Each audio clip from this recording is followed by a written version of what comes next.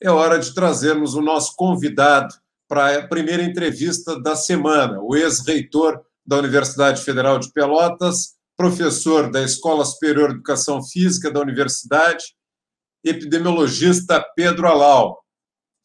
O Pedro, em seguida, já está chegando com a gente. Já estou aqui, já está presente para a nossa alegria. Aliás, uma das tantas entrevistas que tem nos concedido para a alegria da audiência da Rádio Com e nossa também de receber o ex-reitor da Universidade Federal de Pelotas, epidemiologista, professor da grande ESEF da Federal e que está aqui para nós, hoje ele que tem sido uma referência em termos de epidemiologia no Brasil e para fora até. Pedro, prazer em te ver e te ouvir. Bom dia. Bom dia, Vanessa. Bom dia, Regis. Bom dia a toda a comunidade da Rádio Com. Uma satisfação estar aqui mais uma vez. Um pouco de cabeça inchada pela derrota do Chavante no fim de semana, uma derrota meio doída, porque o Brasil estava ganhando 1-0 até os 30 do segundo tempo, tomou 2 gols relâmpago, mas estamos aí para conversar sobre Covid, sobre futebol, sobre democracia, todos os temas aí que se tornarem relevantes durante essa nossa 1 hora aí de bate-papo. Tá certo. E eu digo com a propriedade que me deram os vários anos na crônica, que enquanto o Brasil tiver um número miserável de sócios, não vai conseguir fazer um time competitivo.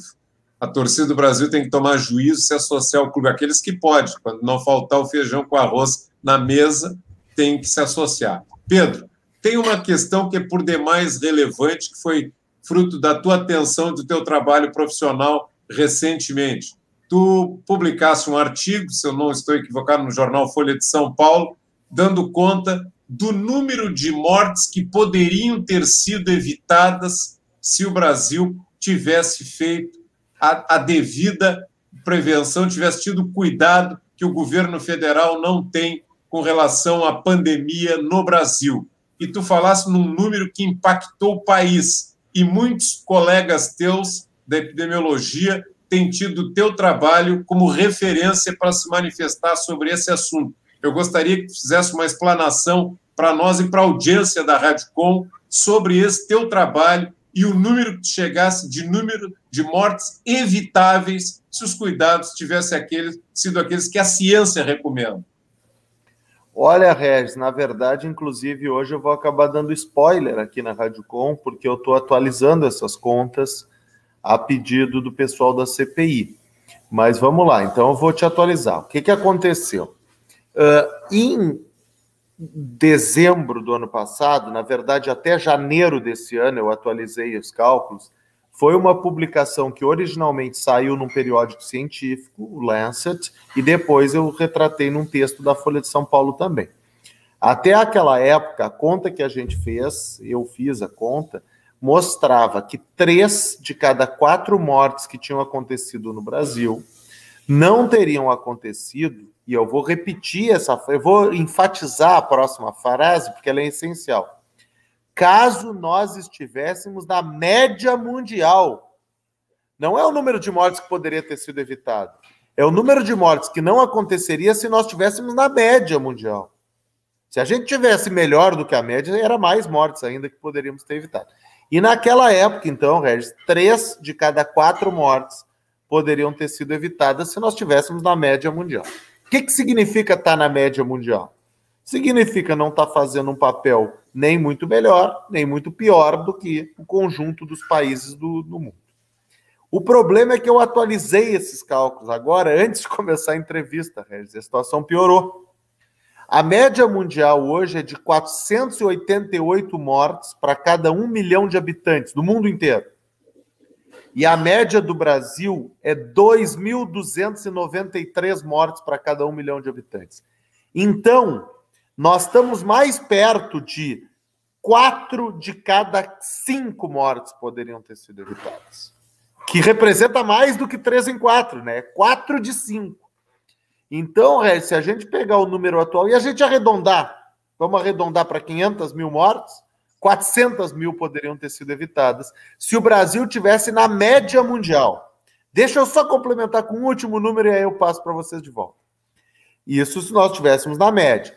Aí eu estou fazendo uma outra análise agora, o Regis e Vanessa. Eu peguei os 20 países que estão com melhor desempenho no enfrentamento da Covid. Porque aí eu não estou mais comparando o Brasil com a média, eu estou comparando o Brasil com os melhores. Se tu pegar os 20 países com melhor resultado e o Brasil tivesse o mesmo resultado do pior dos 20, que são 10 mortes para cada 1 milhão de habitantes, o Brasil teria 21.500 mortes. Ou seja, aí nós teríamos evitado 470 mil mortes do que a gente tem até hoje, que 490 por ali, ou 460 por ali. Então, assim, Regis, dependendo do ponto de referência que a gente usa, Vanessa, vai sair um resultado. Mas já que eu acho que o mais justo é comparar com a média mundial, eu sigo dizendo. Só que agora atualizando e dizendo pela primeira vez ao vivo na Rádio Com. 4 de cada 5 mortes que aconteceram por Covid-19 no Brasil poderiam ter sido evitadas caso nós estivéssemos na média mundial, ou seja, caso não fôssemos a capital mundial do negacionismo. Bom dia, Pedro. Mais uma vez, bem-vindo à Rádio Com, ao programa Contraponto. Essas informações que tu traz deixam a gente, assim, extremamente impactados, né, e muito tristes, né, porque muita gente perdeu familiares, amigos para a Covid, e deve ser muito doloroso, né, saber dessa informação nesse contexto que nós estamos vivendo ainda muito... de muito contágio ainda, de muitas mortes no nosso país, apesar da questão da vacinação. E a vacinação foi um tema muito debatido aí na CPI, né, nos últimos tempos, e uma das questões que mais causou clamor aí na sociedade e foi mais debatido foi a questão do contato, né, feito aí pela Pfizer várias vezes com o governo e ter sido negado, ter sido negligenciado. Eu queria que tu falasse um pouco disso, assim, se nós tivéssemos atendido, né, os pedidos aí, os oferecimentos, na verdade, de vacinação para o nosso país, qual seria a realidade que nós estaríamos vivendo hoje? Olha, Vanessa, primeiro vou começar te respondendo com um meme, que é o melhor dos memes recentes, né? Qualquer pessoa que está solteira queria achar alguém que invista tanto nela como a Pfizer investiu no Brasil, né? Pombas, olha, não tem como, 81 e-mails a Pfizer mandou e foi ignorada, e mesmo assim a Pfizer seguiu e vendeu para o Brasil. Depois de tudo, a Pfizer ainda vendeu para o Brasil. Vamos lá, essa conta ela tem que ser feita, é outra conta, tá? Eu também tenho essa conta, eu também apresentei, está sendo muito citada também. Essa outra conta é diferente, né? O que eu fiz? No dia que o representante da Pfizer foi na CPI, eu peguei as informações que ele trouxe e, de forma muito conservadora, estimei quantas vidas foram perdidas. E aí, o que acontece? Eu fiz uma conta muito burocrática que era assim, olha, até o dia que ele foi na CPI, pela proposta original, a Pfizer teria mandado para o Brasil 4.500.000 doses. Então, eu não botei as 100 milhões, eu botei só as 4.500.000 que teriam chegado até aquele dia. E aí já seriam 14 mil vidas que teriam sido preservadas, ou 14 mil mortes que teriam sido evitadas. Aí eu fiz a mesma conta depois para a Coronavac. Quando o Dimas Covas foi na CPI, até maio desse ano teriam 100 milhões de doses. O que eu fiz? Eu descontei as 51 milhões de doses que tinham chegado e peguei só as 49 milhões que não tinham chegado. E aí teriam sido poupadas mais 81.500 vidas. Então, somando a negligência do governo em comprar as vacinas da Pfizer e da Coronavac na época, a gente teria salvado 95.500 vidas. Isso sem contar a Janssen, que já tinha oferta para o Brasil desde o ano passado, mas a gente não tem quantificado, então a gente não sabe. E aquele consórcio da Organização Mundial de Saúde que o Brasil optou por entrar na categoria menor. Se o Brasil tivesse optado por entrar na categoria maior, também seriam mais doses, mas nós também não temos isso quantificado. Então, assim, essas 400 mil mortes que poderiam ter sido evitadas, pela conta que eu falei lá no começo, elas se distribuem em vários atos negacionistas. E o ato negacionista de negar as vacinas lá atrás responde provavelmente por umas 100 e poucas mil dessas mortes. As outras são promover cloroquina, não usar máscara, promover aglomeração, promover reabertura, todas essas outras coisas que o governo federal também fez durante essa pandemia. Nós estamos agora com 9h14. Você está na RedCom, estamos na frequência 104.5 no FM e também nas plataformas digitais da RedCom, no canal do YouTube da emissora, para o qual seguimos pedindo inscrições.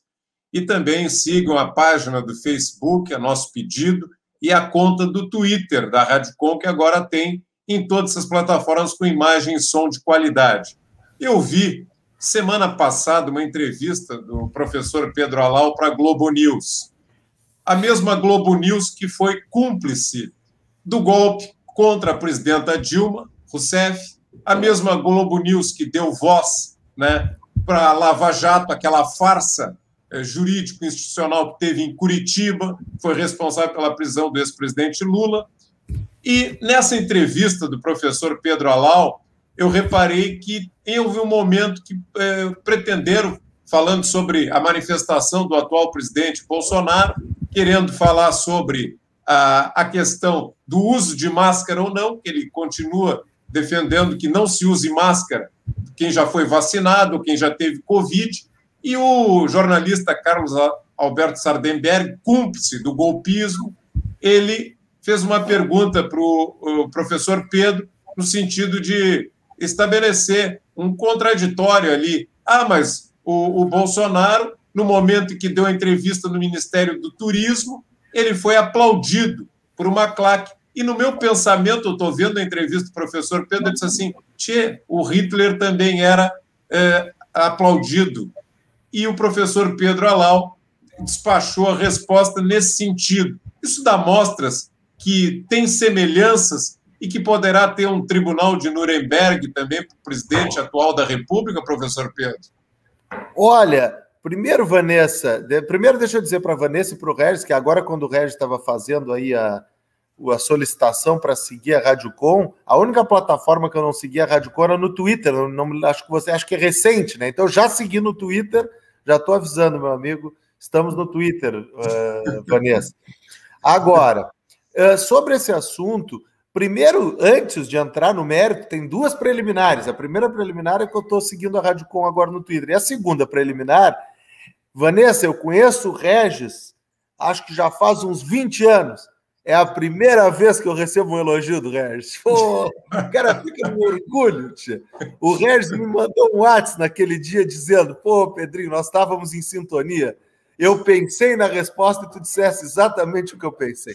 Mas, na verdade, é o seguinte, né, Regis? Eu não tenho dúvida. Eu tenho um grande amigo, acho que eu nunca falei isso também no ar, que é professor de História na FURG, o Juarez Fuão. Ele é um cara muito, muito comprometido. Aliás, é um cara bárbaro para vocês ouvirem um dia. Fica a dica aí. Juarez Fuão. Esse cara, ele estuda muito, ele é um historiador, e ele estuda muito os regimes políticos dos países.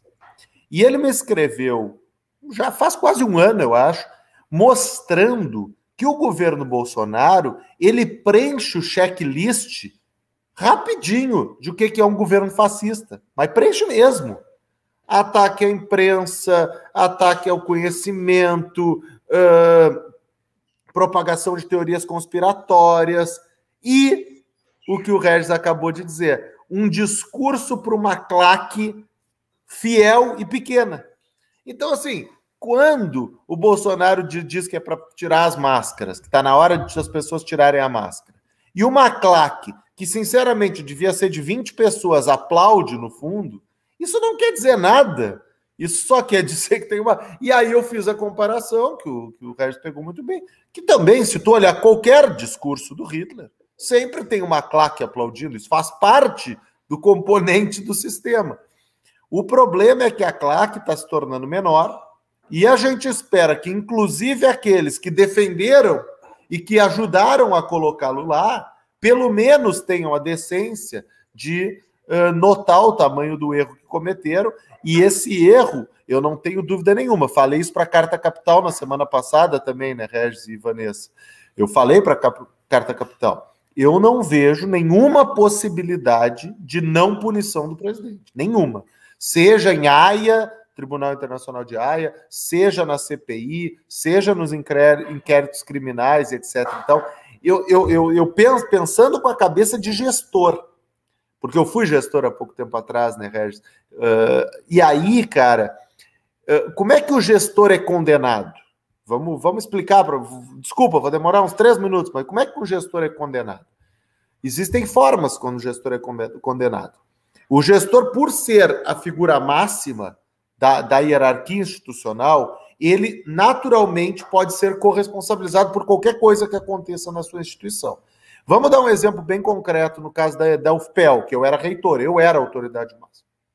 Digamos que lá na assistência estudantil, algum servidor ou alguma servidora concede uma bolsa fazendo uma falcatrua com o aluno. Estou dizendo, é óbvio que é um exemplo hipotético. Ou seja, o aluno não tem direito à bolsa, mas o servidor mente no sistema, porque por qualquer motivo que seja, e atribui a bolsa para aquele aluno. Isso acaba descoberto, o Ministério Público Federal, ou por denúncia, qualquer coisa, descobre o que está acontecendo. Aí o que vai acontecer? Olha, vão fazer uma investigação e o gestor, para não ser responsabilizado, o reitor, ele tem que provar que esta pessoa que fez a falcatrua agiu sozinha. No momento que o reitor ficou sabendo do que aconteceu, ele agiu imediatamente, por exemplo, abriu o processo, tirou a bolsa do aluno e abriu o processo administrativo para punir o servidor. Neste caso, o reitor pode se livrar de uma punição. O segundo caso, esse é o primeiro, nesse o reitor pode se livrar. O segundo caso é, digamos que isso, a mesma coisa tenha acontecido, e o reitor tenha ficado sabendo, formalmente, e o reitor passou panos quentes, o reitor não fez nada, o reitor fez uma conversa aqui e tentou que ninguém descobrisse o que aconteceu. Nesse caso, mesmo o reitor não tendo feito a falcatrua diretamente, mas ele é punido, porque ele não tomou as providências necessárias. Então, se fosse assim, o Bolsonaro seria punido, por quê? Porque o Ministério da Saúde fez tudo errado e ele não tomou as providências necessárias, mesmo sendo informado, porque os cientistas estão informando faz um ano. O problema é que ele não se encaixa em nenhuma dessas duas, ele se encaixa na terceira.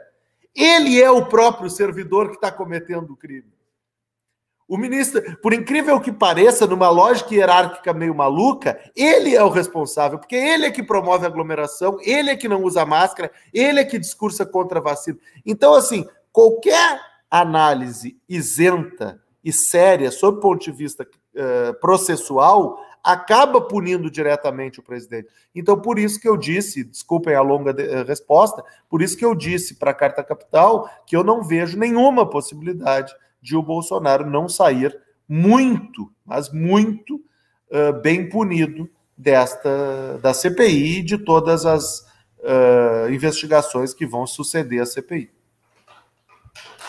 A gente espera e torce muito por isso, né, Pedro? Não que isso vá também resolver todos esses problemas que tu já citou aqui, mas com quanto antes a gente ficasse, né, e sem esse presidente, eu acho que alguma coisa ia melhorar, né, em todos os sentidos, enfim. Mas o Leandro Sebagi traz uma questão aqui para ti, Pedro. Ele pergunta qual seria a motivação do governo federal, seus apoiadores nos estados e municípios, Forças Armadas e na classe dominante em propagar e até hoje manter essa ideologia da morte. Seriam os lucros? Olha, Vanessa, eu acho que são pontos de vista diferentes aí. Eu acho que tem um pedaço da sociedade que é pelo lucro. A gente tem visto, e esse é um tema que o Regis me provoca sempre, e realmente o Regis, nesse caso, tem toda a razão, só para dar um créditozinho depois que eu cornetei ele, que é o seguinte: ao mesmo tempo em que o país está se afundando em uma crise econômica, especialmente a população mais pobre, o número de milionários e bilionários duplicou, triplicou no Brasil desde o começo da pandemia. Tem gente ganhando muito dinheiro nesse momento, às custas, obviamente, de quem mais precisaria. Então, essa é a primeira parte. A segunda parte, aí eu vou te dizer que eu acho que, enquanto analisando o próprio, aí eu não acho que é isso, sinceramente. Eu acho que é a continuação de uma carreira nesse sentido, entende? Esse presidente da República foi o mesmo, e a gente não pode esquecer, foi ele que fez a apologia à Ustra no impeachment da presidente Dilma. Foi ele que falou.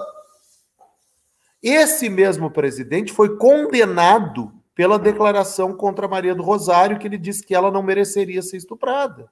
Então, assim, a sequência, o conjunto da obra, assim como, fazendo uma analogia, o treinador preferido do Regis, o Fernando Diniz, no conjunto da obra é um fracasso, o Bolsonaro, no conjunto da obra, tem uma postura completamente anti-vida.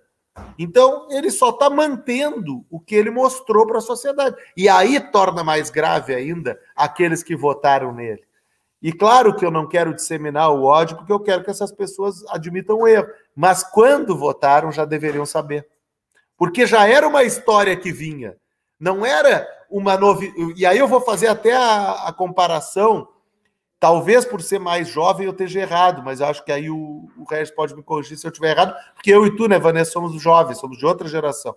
Mas eu acho que o caso do Collor ainda é mais aceitável do que o do Bolsonaro. Eu acho que o Collor, naquela época, era menos... O Collor não tinha feito tantas declarações horríveis como as que o Bolsonaro fez. Então, talvez seja mais fácil admitir um voto errado no Collor do que um voto errado no Bolsonaro. Sem falar que naquela época também o único meio de comunicação era a grande mídia, né? E hoje em dia, com a internet, só não se informa também quem não quer. Óbvio que a gente sabe que tem muita gente sem acesso, mas a maior parte da população tem acesso à internet, né? Mas infelizmente também a gente sabe o que rola aí com essas redes que impulsionam notícias e informações erradas, né, mentirosas, e que isso também culminou aí na eleição do Bolsonaro. Mas uma questão que eu queria que falasse, Pedro, até para esclarecer a população em relação à vacinação, é que a gente vem, né, trazendo aqui essa informação de que para, de fato, os números em relação às mortes e ao contágio da Covid diminuírem, teria que ter uma porcentagem bem alta, né, de pessoas vacinadas.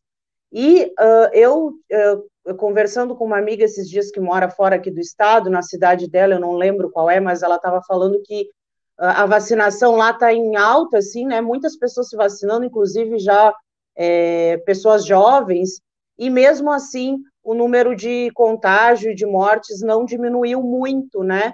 E eu queria que tu explicasse um pouco sobre isso. Outra questão, tem muita gente, a gente tem visto também informações que tem muita gente que não está indo tomar a segunda dose da vacina. Eu queria que falasse sobre a importância disso. Excelentes essas duas perguntas, Vanessa. Vamos lá. Primeiro, sobre essa questão da segunda dose, eu acho que nós temos que passar uma mensagem muito nítida assim, para a população, de que no caso da Covid-19, a segunda dose não é uma dose de reforço. Ela faz parte da aplicação da vacina, e eu acho que está passando uma sensação para algumas pessoas de que a segunda dose é apenas um reforço, e infelizmente não é apenas um reforço. A segunda dose é necessária para uma imunização completa da pessoa.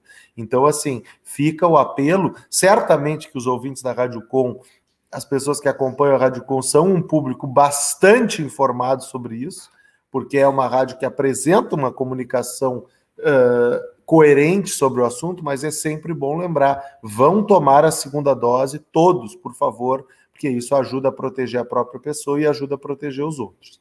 Essa é a primeira parte. Claro que dificulta essa consciência da segunda dose quando a gente tem atraso. Aqui em Pelotas, por exemplo, um horror, assim, tem gente que teve que esperar 3, 4 semanas para chegar à segunda dose, a mais do que o período previsto. Um erro bem grave, assim, mas mesmo assim vale a pena as pessoas irem tomar a segunda dose. Todos os colegas dessa área, que entendem muito mais disso do que eu, dizem isso. Essa é a primeira parte da resposta. A segunda parte da resposta é: mas tem muita gente vacinada e a pandemia não parou ainda. Aí eu digo, olha, então as pessoas não ouviram nada do que a gente falou. Porque o que a gente falou, né, Vanessa, sempre foi: quando 70% da população estiver vacinada, a pandemia tende a acabar. Gente, no Brasil é 14% da população que está vacinada com as 2 doses. Então, não é surpresa que não esteja baixando os números ainda. Infelizmente. Eu adoraria que tivesse, mas não vai. Os números vão baixar quando a gente chegar perto de 70%. Por isso que tem que levar a sério a coisa da vacinação e não começar a tentar naturalizar como se estivesse tudo bem. Não está tudo bem. Ontem mesmo, e olha que no domingo e na segunda os números tendem a ser menores, mas nas últimas 24 horas teve mais de 1.000 mortes no Brasil. Não dá para naturalizar esse número. Esse número se parece que a gente começou a aceitar.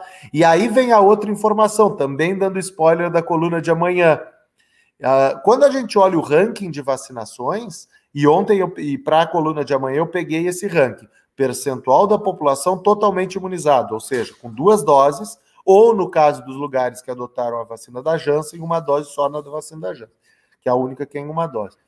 O Brasil está na posição 81, é o 81º país que mais vacina do mundo. Não dá para um país que é o 9º com mais mortes, proporcionalmente, ser o 81º com mais vacinas. Então, esse desequilíbrio é o que faz com que a gente siga aí com a pandemia bombando cada vez mais. Nós estamos agora com 9h30. Quando o Pedro falou que foi a primeira vez que ele recebeu um elogio meu, ele esqueceu de dizer que no início dos anos 2000, eu estava lá no Campus 2 da Federal acompanhando a defesa da dissertação ou da tese dele com a orientação do professor César Vitor. Né? É verdade. Justa lembrança. E o Marcelo Cossenza não estava lá. E o Fernando Diniz, segundo Roger Pérez, que também é cria de Leon Dodge, na Brilhantina, considera o Fernando Diniz um baita técnico. Ele e o Ricardo Chupeta, que foi um grande jogador de futsal aqui em Pelotas, que também conhece. Eles têm razão, eu estou brincando. Um abraço para o Chupeta, um abraço para o Traíra.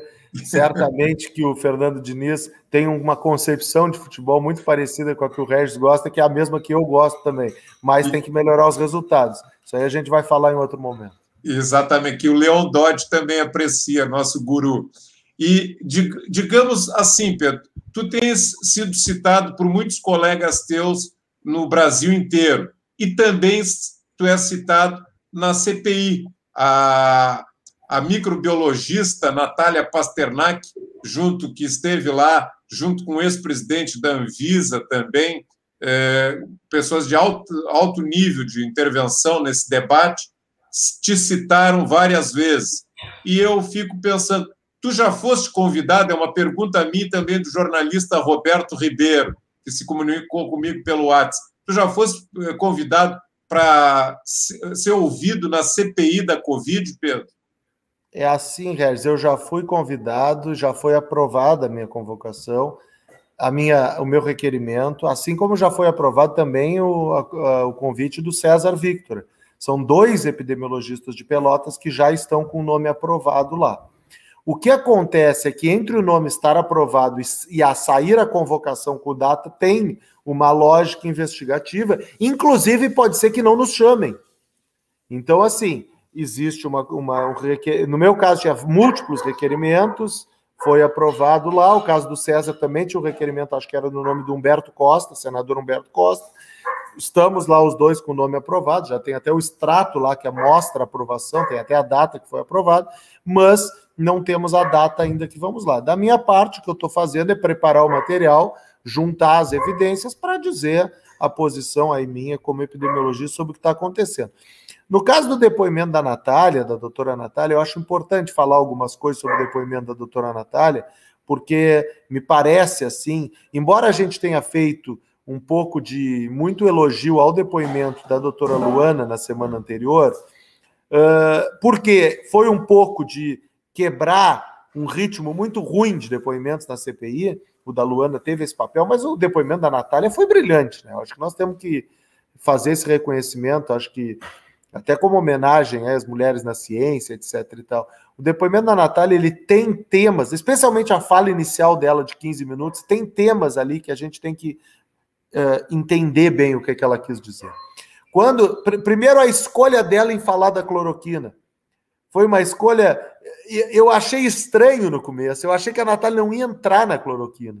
E ela entrou porque é o tema que os negacionistas estão mesmo. E aí ela mostrou com toda a linha do tempo, etc. Olha, é uma farsa isso. E essa farsa é criada pelo próprio governo, e ela disse isso.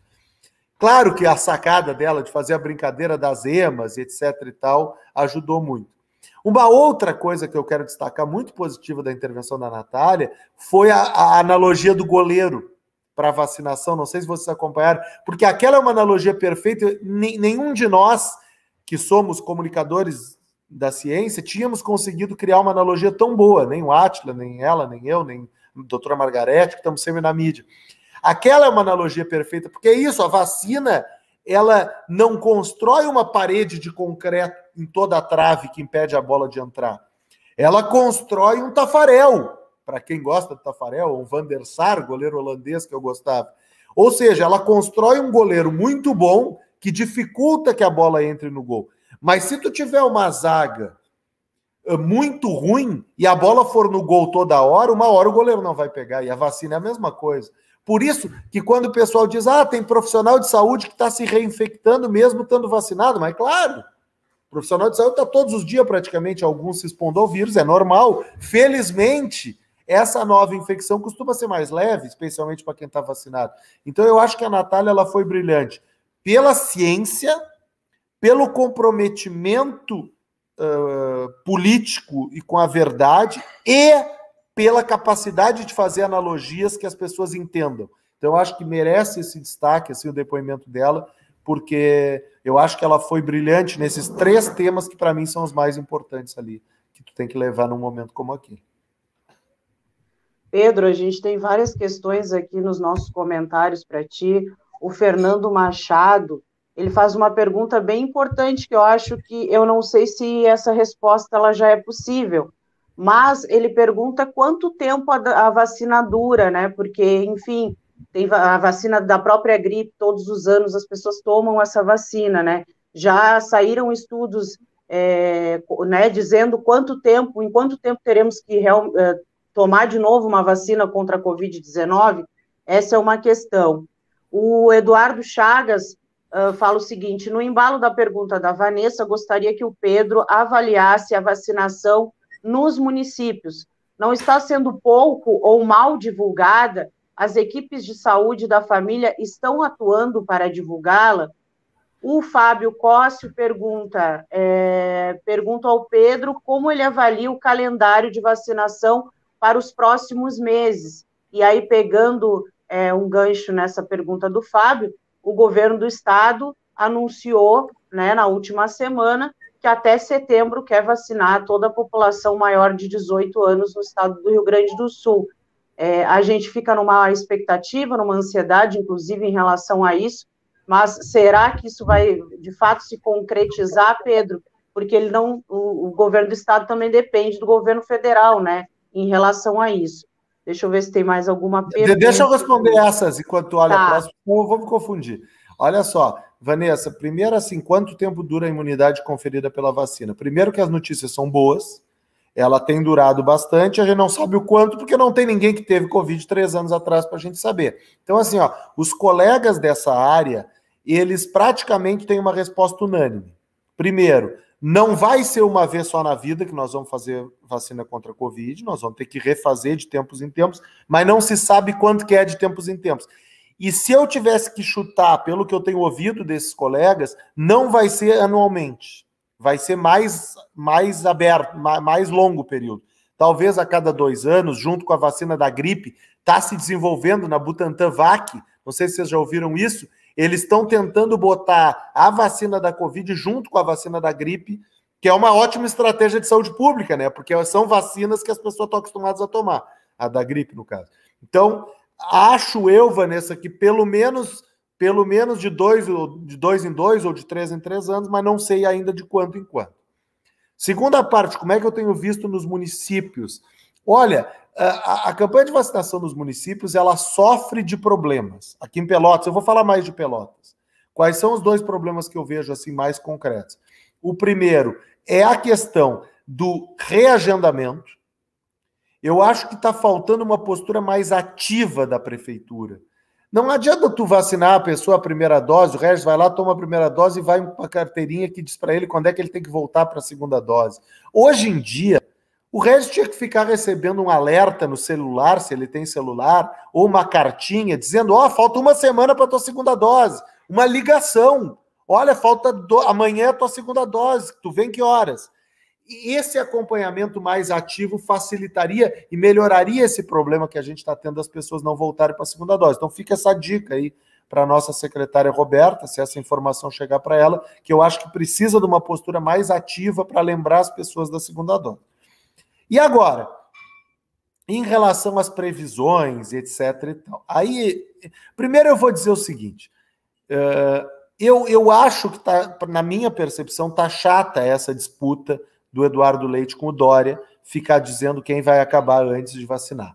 Tá um troço meio ruim, entende? Aí o Dória anuncia outubro, o Eduardo anuncia setembro. Eu acho que é uma coisa meio boba, porque na prática todo mundo sabe que pela estrutura do país, nossa organização federativa, tanto um quanto o outro dependem da disponibilidade de doses do Plano Nacional de Imunizações. Então, para falar a verdade, o Rio Grande do Sul tem sido mais ágil do que outros estados da federação, isso é boa notícia. Agora, eu acho que até setembro não é realista, espero estar errado, eu estou louco para estar errado, mas acho que não é realista, até porque esses cálculos são baseados em previsões do governo federal, que não teve nenhuma das previsões do governo federal em relação a vacinas que se confirmou.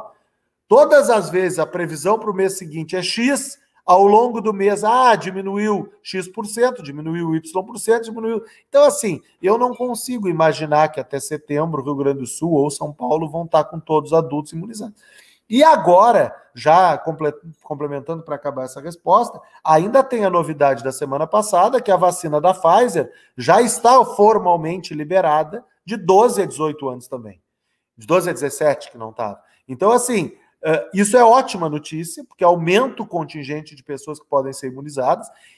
Quando tiver vacina sobrando, que infelizmente isso tem acontecido em alguns lugares, tem que vacinar, porque quanto mais gente vacinada tiver, melhor. Então, assim, acho que até setembro é otimismo exagerado, talvez até o final do ano já seja um pouco mais realista. 9h42 ao vivo na Redcom, entrevista rolando com o ex-reitor da Universidade Federal de Pelotas, professor Pedro Alau, professor da ESEF, UFPEL, epidemiologista. E uma questão também, professor Pedro, porque aqui em Pelotas a gente tem notado progressivamente elogios para a Universidade Federal de Pelotas. A Universidade Federal de Pelotas, na semana passada, ainda saiu uma matéria, eu vi o principal título do jornal Diário Popular, destacando o papel da Universidade Federal de Pelotas. A Universidade Federal de Pelotas tem um grupo de epidemiologistas, do qual faz parte o professor Pedro, tem o Centro de Saúde Amílcar Gigante, tem a epidemiologia, tem também a medicina social da Universidade Federal de Pelotas, tem um comitê Covid que está sendo assertivo e está dizendo as coisas assim num timing, numa velocidade. Eu sou fã desse comitê Covid da Universidade Federal de Pelotas. E ele já recomendou até lockdown aqui para a cidade. Então, eu vejo assim, hoje em dia criticar o genocida que está lá no Planalto é uma coisa que a sensatez recomenda. Mas a boa crítica para a gestão aqui em Pelotas e no Rio Grande do Sul, o governo Paulo em Pelotas e Eduardo Leite no Rio Grande do Sul, me parece muito válido. Por quê? Porque o Comitê Covid já recomendou umas 2 ou 3 vezes lockdown em Pelotas. Pelotas nunca fez, né? E é de se perguntar quantas vidas teriam sido preservadas se tivesse sido feito o lockdown aqui em Pelotas, né? E a gente viu lockdown em Araraquara, interior de São Paulo, tem outras cidades do Brasil que também fizeram. E o Rio Grande do Sul, se o Eduardo Leite quer disputar com o Dória, poderia ser pioneiro e fazer um lockdown. Ele consultou a pesquisa da Federal Epicovid, teve um período que até apoiaram. Por que não seguir a orientação da universidade, que é destaque nacional, até naquele trabalho que eu vi semana passada, e o reconhecimento da epidemiologia da Federal já é histórico e há muito tempo é internacional. Pedro sabe melhor do que eu, do que isso aí disparado. Por que, então, o tratamento é um para o Bolsonaro e é outro para Paulo e para Eduardo Leite? Eu acho que há aí uma dissintonia entre abordagens críticas, Pedro. Vamos lá. Eu e o Regis já fizemos essa discussão inúmeras vezes e essa discussão ela tem que ser contextualizada da maneira correta. Por exemplo, ontem saiu uma reportagem na ZH Online, deve estar no impresso hoje, que era uma reportagem que me perguntaram sobre o manejo da pandemia no Estado. Como é que eu fiz a resposta? Eu fiz uma resposta dizendo, de março a setembro do ano passado, bom para muito bom. De outubro do ano passado para hoje, péssimo. A condução da pandemia no Estado, primeiro eu estou falando governo do Estado do Rio Grande do Sul, a condução da pandemia no Estado do Rio Grande do Sul, de outubro para cá, tem sido trágica.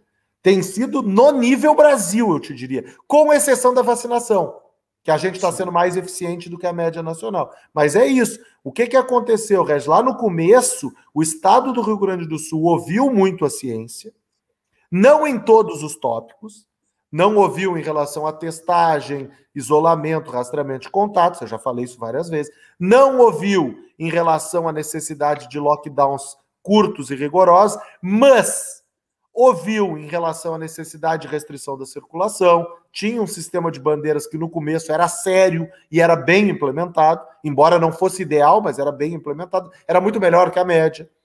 Tinha uma comunicação nítida, tu não via o nosso governador dizendo bobagens, como o presidente dizia. Então teve uma questão bem assertiva no começo da pandemia. A partir de setembro, outubro, degringolou. Primeiro porque politizaram o modelo.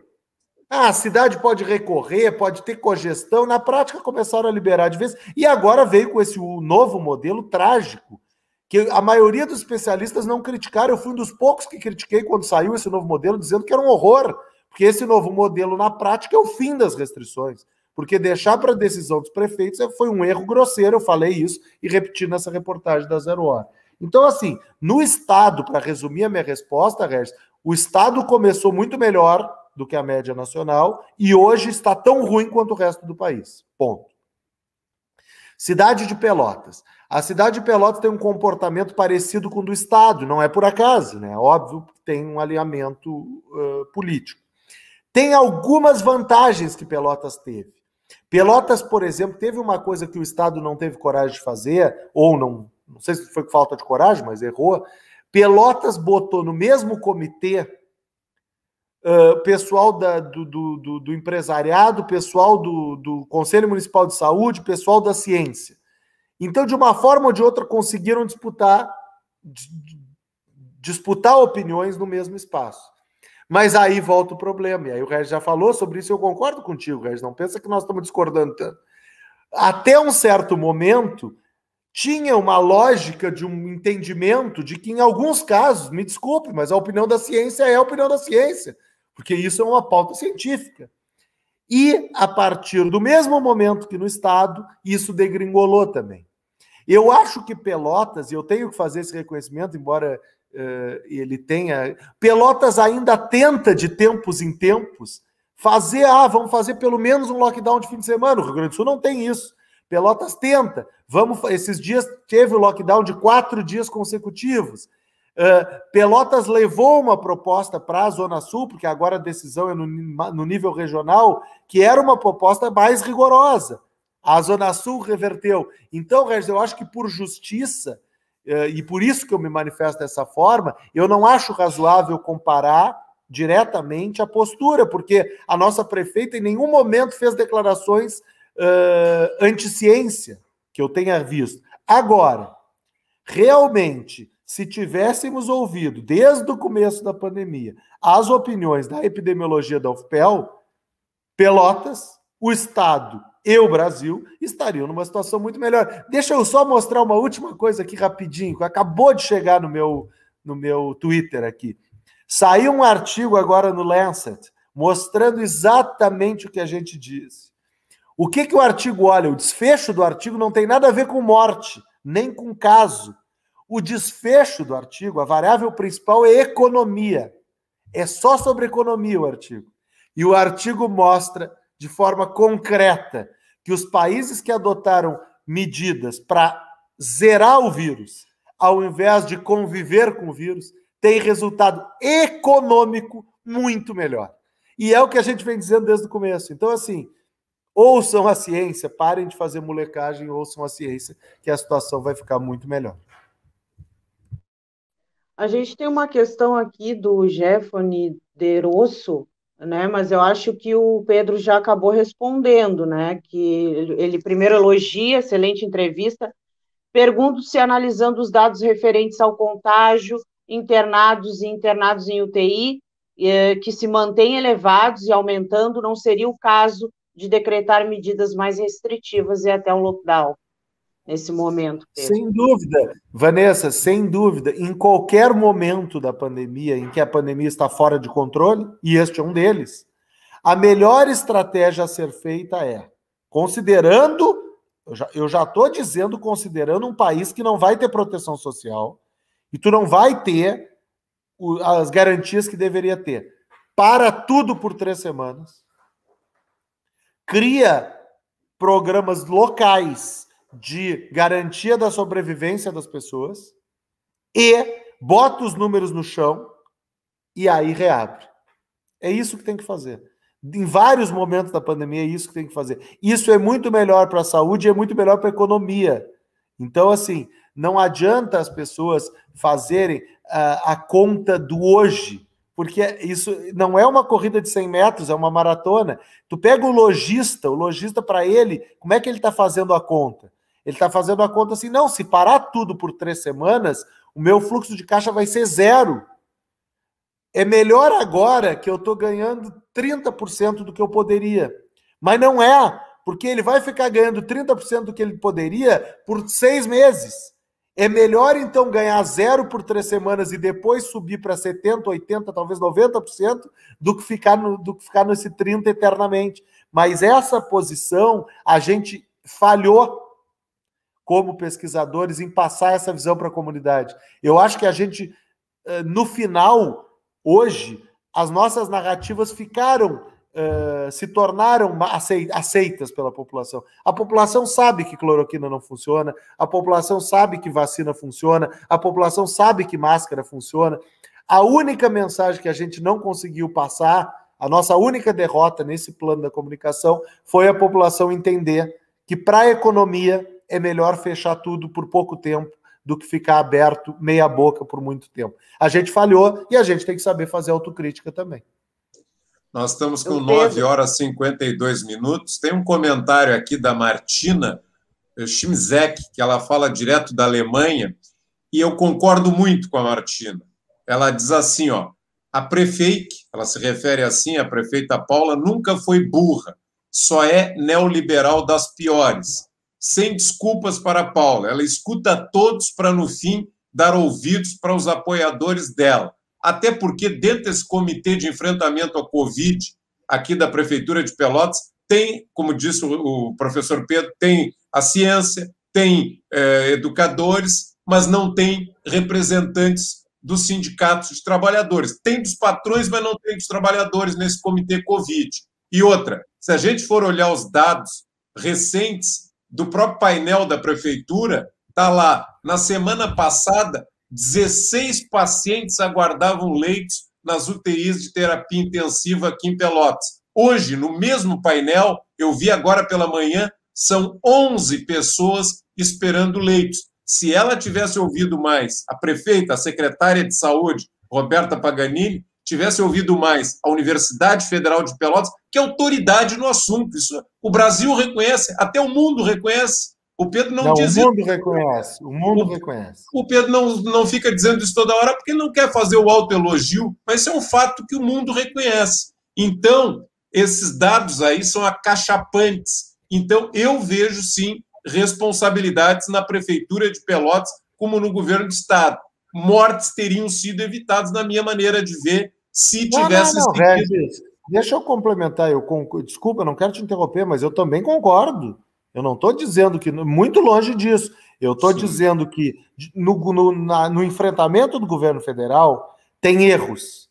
No enfrentamento do governo estadual e municipal tem erros e tem alguns acertos. Mas certamente que tem erros, e esses erros têm sido denunciados todas as vezes. É que acontece que, e eu acho que nós temos que também dizer isso, né, Regis? Quando tu tem um padrão de comparação que é tão ruim como o governo federal, não, é difícil tu entrar nessa discussão. Mas tu tem toda a razão. Teria morrido muito menos gente em Pelotas se nós tivéssemos adotado as medidas que o Comitê Covid diz. Pronto. Para não entrar no professor tá, na professora tá. Não, o Comitê Covid, que como tu muito bem fizesse um elogio super justo, Regis, eu quero dizer isso. Esse Comitê Covid começou em março do ano passado. Tinha reuniões diárias, quase por 6 meses. Agora as reuniões acho que estão 2 ou 3 vezes por semana, sempre se posicionando corretamente ao longo da pandemia. Eu não participei, isso é uma coisa que as pessoas não sabem, eu nunca participei desse comitê. Eu fui chamado... Da Federal. Eu nunca participei, porque tem outros colegas, não tem por que eu participar. Eu fui a uma reunião chamada e eu concordo com todas as manifestações públicas desse comitê, desde o primeiro dia, mesmo sem ter participado de nenhuma. Então, eu acho que é justo também fazer esse reconhecimento que tu fizesse para o comitê. Desculpa, acho que a Vanessa queria falar. Eu queria fazer uma pergunta, Pedro, eu não poderia deixar escapar a oportunidade, né, que tu está aqui para falar um pouco sobre a questão das novas variantes que estão chegando no nosso país, e queria saber se a realização da Copa América pode acentuar ainda mais essa questão. Desculpa, olha, Vanessa, está circulando uma foto na internet, eu não sei se a foto é verdadeira ou não, ontem do presidente da República apontando para o símbolo de uma emissora de TV. Se essa foto é verdadeira, tá? Talvez não por acaso, essa emissora de TV é de propriedade da família de um dos ministros dele, aliás. Se essa foto é verdadeira, eu me lembro do manual de conduta do gestor público. Quando tu é gestor público, tu não pode fazer isso. Porque ali o presidente está dizendo para a população para assistir um canal, e naquele caso isso é uma indução comercial grosseira. Tem uma questão comercial envolvida ali, dinheiro público. Então, assim, tirando essa primeira parte da resposta que eu acho necessária de ser dita, a realização da Copa América é uma temeridade. Fiquei muito incomodado quando eu ouvi as comparações, inclusive alguns colegas, não colegas da ciência, mas colegas da saúde, dizendo, isso aí é bobagem, porque tu vê a Libertadores, vocês não falam nada. Não, peraí. A Libertadores, nós estamos falando de um time que vem ao Brasil passar 24 horas num ritmo muito mais controlado, muito mais capacidade de controle e vai embora. Nós estamos falando de seleções que vão ficar, as ruins vão ficar 2 semanas no Brasil, as que vão sair fora logo, as outras vão ficar 3 a 4. Então, assim, não dá para fazer essa comparação com o mínimo de seriedade. E aí eu acho que valeria a pena, aí, Regis, se vocês conseguissem, seria um furo de reportagem da Rádio Com, acho difícil, mas se vocês conseguissem, era fazer uma entrevista com o Romário nesse momento, para explicar como é que vai ser o comportamento dos jogadores das seleções que vão ficar 3 semanas no Brasil, se eles vão ficar dentro de uma bolha ou não. É óbvio que eles não vão ficar dentro de uma bolha. Uma coisa é deixar o jogador 24 horas dentro de uma bolha, mas 3 semanas eles não vão ficar. Então, assim, a Copa América é uma temeridade, e aí, para não deixar de responder a tua pergunta, a coisa das variantes é o que a gente já disse, né, em outras vezes, né, Vanessa? A gente tem variantes que são sabidamente mais transmissíveis, então aumenta o risco de contágio. E no caso da Copa América, eu quero falar o risco. A gente tem debatido tanto relações comerciais, relação do Brasil com outros países. A gente tem sido muito ruim nas importações e nas exportações durante o governo Bolsonaro. A única coisa que a gente é bom e vai reforçar na Copa América é a importação e exportação de variantes durante a Copa América. Porque vai ser maravilhosa, né? Porque aí, maravilhosa ironicamente, porque vai ser um horror, né? A gente vai importar as variantes que estão circulando nesses outros países e vai exportar as que estão circulando no Brasil. É uma consequência trágica aí da Copa América que já está aparecendo, né? A Venezuela teve 15 pessoas da delegação que testaram positivo. Acho que a Bolívia já teve 6, se eu não me engano. Não sei os outros. O Pedro, não sei se o Pedro está convocado, centroavante, testou positivo também, do Flamengo. Então, assim, agora vai começar a aparecer o que a gente já sabia que apareceria. Então, o teu xará Pedro está convocado, mas para a pré-olímpica, para a seleção olímpica, não é pré-olímpica, é a seleção olímpica para essa que ele foi convocado.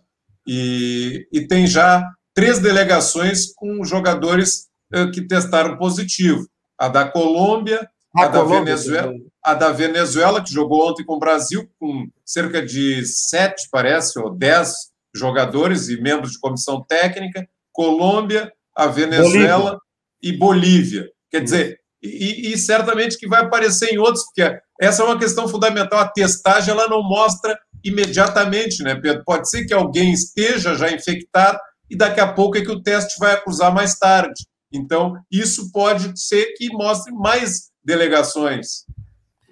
Exatamente, né? Mas a gente sabe que... A gente tem um artigo que está saindo agora, que não sei se já foi aceito para publicação, mas acho que sim, de um colega nosso lá de São Paulo, que mostra que a taxa de transmissão nos clubes paulistas durante o ano de 2020 foi maior do que na população mundial. Desculpa, foi maior do que na população brasileira em geral.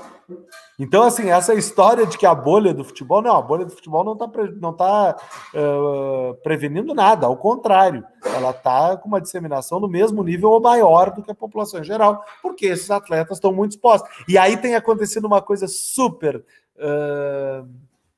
perversa, né? Morreram ontem ou anteontem 2 membros da comissão técnica do Palmeiras, porque quem morre são eles, são os trabalhadores. O jogador não morre, né? Embora o jogador também seja trabalhador, não vamos fazer essa fala equivocada, mas ele é jovem, ele é saudável, ele é um atleta, tem o VO2 lá em cima, etc. E os caras da comissão técnica estão morrendo. E o estudo esse do meu colega de São Paulo mostra isso, e agora o Palmeiras está mostrando a mesma coisa. Nós estamos chegando ao final da entrevista, combinamos com o ex-reitor da Universidade Federal de Pelotas, professor Pedro Alau, da ESEF, da UFPEL, epidemiologista, que ficaria com a gente até às 10.